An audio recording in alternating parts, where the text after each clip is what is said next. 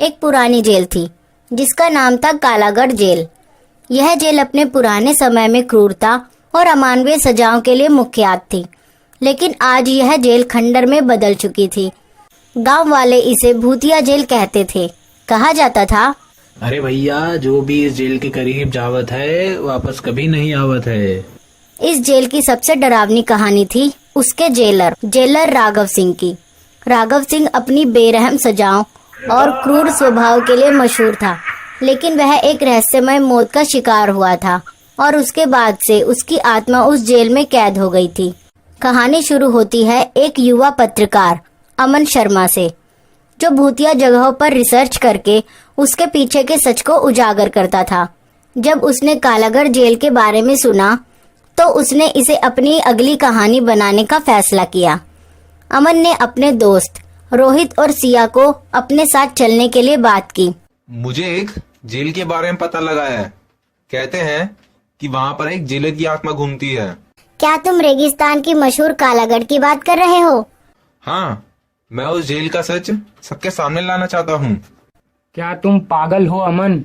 लोग उस जेल के पास भी नहीं जाते और तुम वहाँ जाना चाहते हो? सच जानने का जुनून हमें डर से ऊपर उठाना सिखाता है। कुछ देर बाद रोहित और सिया दोनों ने भी अमन का साथ देने का फैसला किया। अमन, रोहित और सिया रात के समय जेल पहुंचे। जेल की दीवारें टूटी हुई थी, लेकिन अंदर एक अजीब सा खौफनाक सन्नाटा था। जैसे ही उन्होंने जेल का मुख्य दरवाजा खोला, उन्हें अंदर ठंडी हवा का झोंका महसूस हुआ। यहाँ तो सच में अजीब सा माहौल है। मुझे यह जगह बिल्कुल ठीक नहीं लग रही। घबराओ मत, हम इस जगह का सच सबके सामने ले आएंगे। जेल के अंदर पुराने और जर्जर सेल थे। दीवारों पर खून के धब्बे और काली परछाइयां दिखाई देती थी। अचानक रोहित ने एक चीख सुनी। तुम लोगों ने सुना? ये कौन चीख रहा है? यह तुम्हारा भ्रम होगा। लेकिन रोहित ने कहा कि उसने साफ साफ सुना है। जैसे ही वे आगे बढ़े, एक दरवाजा अपने आप बंद हो गया। अमन ने अपने कैमरे में उस दरवाजे को रिकॉर्ड करना शुरू कर दिया, लेकिन कैमरे की स्क्रीन पर सिर्फ धुंधली आकृतियां नजर आ रही थी। वह जेल के पुराने रिकॉर्ड रूम में पहुंचे। वहां उन्हें एक फाइल मिली। उसमें जेलर राघव सिंह की तस्वीर और उसके अत्याचारों के विवरण थे। यह आदमी कितना क्रूर था। यह वही जेलर है जिसकी आत्मा के बारे में कहा जाता है कि वह अभी भी यहाँ भटकती है। जैसे ही उन्होंने फाइल बंद की, एक भूतिया आकृति उनके सामने प्रकट हुई। यह राघव सिंह की आत्मा थी। उसकी आंखें जलती हुई अंगारों जैसी थी और उसकी हंसी से जेल की दीवारें कांपने लगी। तुम लोगों ने मेरी शांति भंग करने की हिम्मत कैसे की? जेलर भूत ने तीनों को हवा में उठा दिया और अमन, रोहित और सिया को अलग अलग सेल में कैद कर दिया। मैंने तुम्हें पहले ही मना किया था कि कालागढ़ जेल में बहुत खतरा है। शांत रहो और डरो मत, हमें यहाँ से निकलना होगा। लेकिन ये दरवाजे तो खुद ब खुद बंद हो गए हैं। अपने आसपास देखो, शायद हमें ऐसा कुछ मिल जाए जो हमें यहाँ से निकलने में मदद करे। तीनों अपने चारों ओर देखने लगे। रोहित और अमन को कुछ नहीं मिला, लेकिन सिया को एक पुरानी किताब मिली। उसमें लिखा था कि राघव सिंह की आत्मा को शांत करने के लिए उसकी मृत्यु का रहस्य सुलझाना होगा।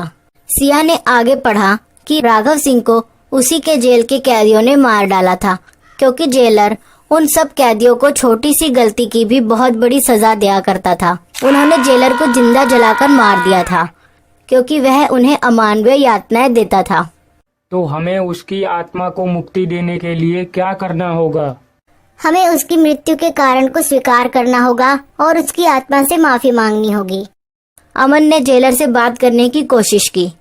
राघव सिंह, हम तुम्हारी कहानी समझ चुके हैं, हमें माफ कर दो। मुझे शांति तभी मिलेगी जब तुम मेरे अत्याचारों के गवाह बनोगे। जेलर ने तीनों को एक भूतिया दृश्य दिखाया, जहां कैदी उसे जिंदा जला रहे थे। वह चिल्ला रहा था, लेकिन कोई उसकी मदद नहीं कर रहा था। सिया ने किताब में दिए गए मंत्र का उच्चारण करना शुरू किया, लेकिन तभी 4 कैदियों की भी आत्मा आ गई। नहीं, तुम लोग इस जेलर की आत्मा को शांति नहीं दे सकते। इस जेलर ने अपने फायदे के लिए हमें बिना किसी गुनाह के ही जेल में डाल दिया और हमें तब तक तड़पाता रहा जब तक हम मर नहीं गए। मुझे माफ कर दो, मैं अब शांति चाहता हूँ। मेरी आत्मा यहाँ पर बहुत सालों से तकलीफ में है। हम सब आत्माओं को तुम्हें तकलीफ में देखकर बहुत ही सुकून मिलता है। यह कहकर सब आत्माओं ने जेलर के भूत को जेल के सबसे अंधेरे कमरे में कैद कर दिया और इन तीनों से कहा, तुम तीनों यहाँ से चले जाओ, वरना तुम तीनों को हमारे गुस्से का सामना करना होगा। अमन, रोहित और सिया डर गए और जेल से बाहर निकल गए। तीनों निराश होकर वापस लौट गए और बाद में इस घटना को अपने लेख में लिखा। लेख कुछ इस तरह था। जेलर ने उन सब बेगुनाह कैदियों को बहुत सी यातनाएं दी और अब मरने के बाद वो सब आत्माएं जेलर को यातनाएं देती हैं। उनका लेख बहुत प्रसिद्ध हुआ और कालागढ़ जेल को एक ऐतिहासिक स्थान घोषित कर दिया गया। लेकिन आज भी लोग कहते हैं कि रात के समय जेल के अंदर से एक आदमी की हंसी सुनाई देती है। क्या वह जेलर राघव सिंह सचमुच कैद हुआ था या वह फिर लौट आया है? यह रहस्य कभी हल नहीं हो पाया।